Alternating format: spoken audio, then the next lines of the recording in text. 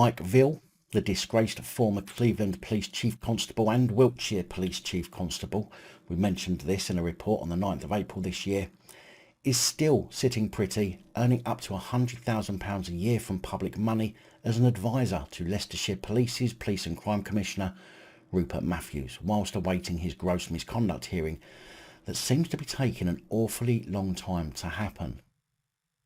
Before quitting as Cleveland Police Chief Constable over an incident that appears to be shrouded in mystery, Mike Veale led the botched inquiry into the late Prime Minister Sir Edward Heath and allegations of sexual abuse whilst he was at Wiltshire Police. Veale had been waiting for his misconduct hearing over the incidents at Cleveland Police since, I believe, 2019, a matter which was brought up in Parliament this week, for which Home Secretary Priti Patel is said to have remained rather tight-lipped over. Former Leicestershire Police and Crime Commissioner and Labour peer Lord Willie Back added to the discussion in the Lords, saying, "How much longer must this farce go on?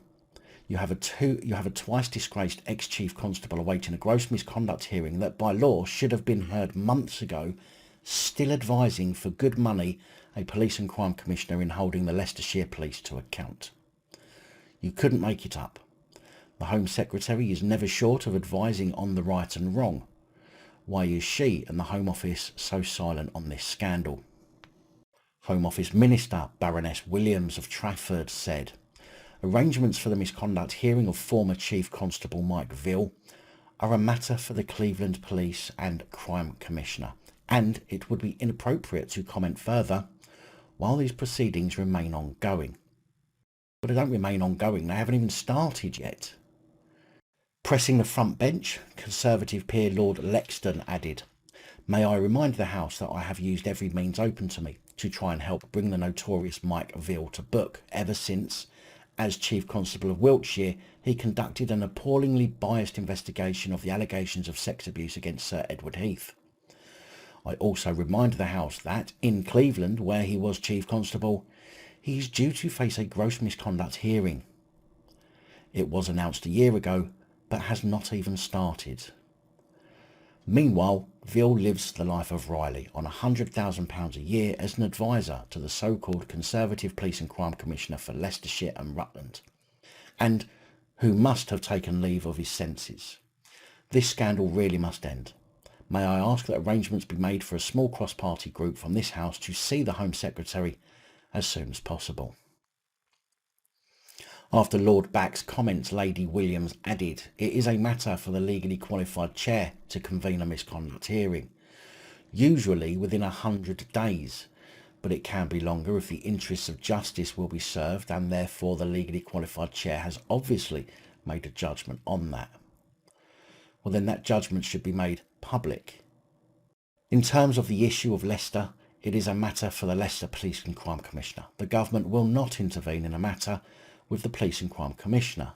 Well, maybe the government should intervene. They like to involve themselves into every other aspect of people's lives. Oh wait, silly me, of course you won't intervene with the police, will you? It will make them look bad, won't it? But yet you have no issues involving yourself in matters that genuinely are of no concern to you. A spokesman for the Office of the Police and Crime Commissioner for Leicestershire said, "Mr Veale's position has been reviewed and he remains an advisor to the Office of the Police and Crime Commissioner. It is important to note that he is currently not in breach of any misconduct regulations, and as the investigation process is still ongoing, it would be inappropriate to comment further at this time." So do you think this could be one of those funny handshake moments? Leicestershire's Police and Crime Commissioner met with the Cleveland Police Force Misconduct Panel Chair and gave each other a funny handshake in an attempt to do somebody a favour? After all, these top jobs, it's all about doing people favours so they can do one back for you when you need it. I'm surprised that a Police and Crime Commissioner thinks it's acceptable to hire a failed Police Chief Constable who's facing a gross misconduct hearing to help him keep Leicestershire Police Chief Constable in line when he clearly wasn't a very good Chief Constable himself, especially when the public are paying for it. As always, it's not quite what you know, rather it's who you know.